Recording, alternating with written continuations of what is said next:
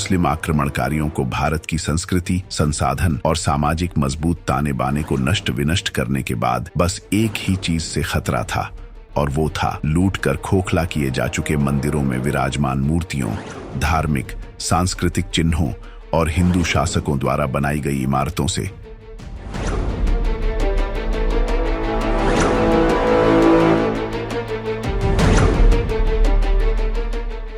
इसलिए इमारतों पर अपने नामों की शिलालेख लगाने के साथ साथ मूर्तियों, धार्मिक और सांस्कृतिक चिन्हों को विध्वंस करने का काम निहायत ही बर्बरता से करने के बाद उनको जमींदोज करके अपने कुकर्मों को छुपाने का भरपूर प्रयास किया।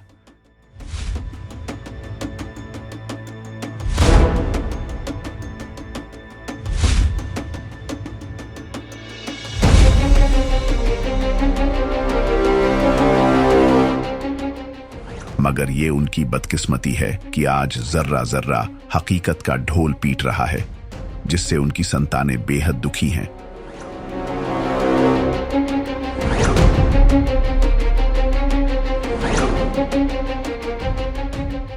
ये फतेहपुर सीकरी स्थित हिरण मीनार है।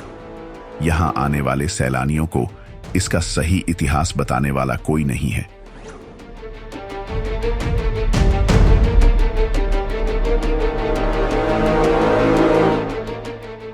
यहाँ के मार्गदर्शक स्वरचित कल्पना, आधे अधूरे ज्ञान या फिर षड्यंत्र के तहत गलत इतिहास बताकर सैलानियों को भरमाने का काम कर रहे हैं।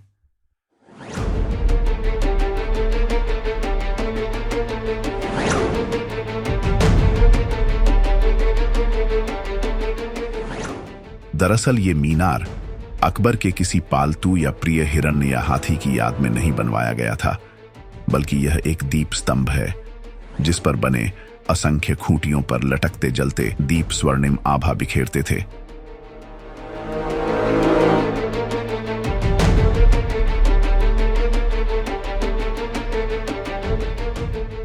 हाथी धन की देवी लक्ष्मी तक पहुंचने का प्रतीक है, इसलिए इस मीनार को हाथी द्वार के समक्ष बनाया गया था। मगर छल, कपट और मक्कारी समावेशित काल्पनिक कहानी को झूठ की इतनी मोटी चादर से ढक दिया गया है कि क्रूर और धूर्त अकबर की झूठी महानता लोगों को प्रचंड सत्य लगने लगा है।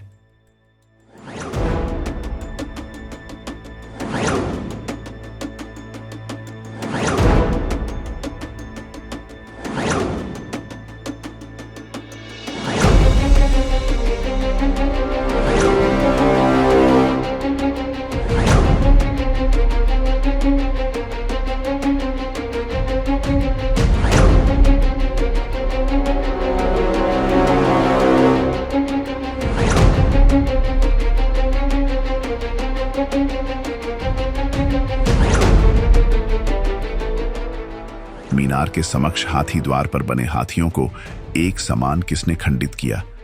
अगर ये प्राकृतिक आपदा में टूटे हैं तो हाथियों का केवल ऊपरी हिस्सा ही क्यों टूटा हुआ है?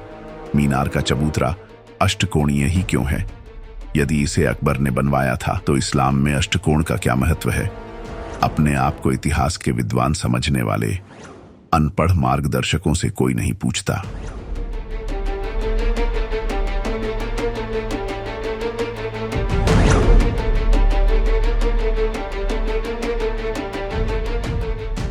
दरअसल इस्लामी अधिपत्य में आने के बाद यहाँ के उन सभी प्रमाणों को नष्ट कर दिया गया जो हिंदू संपत्ति होने की गवाह थीं।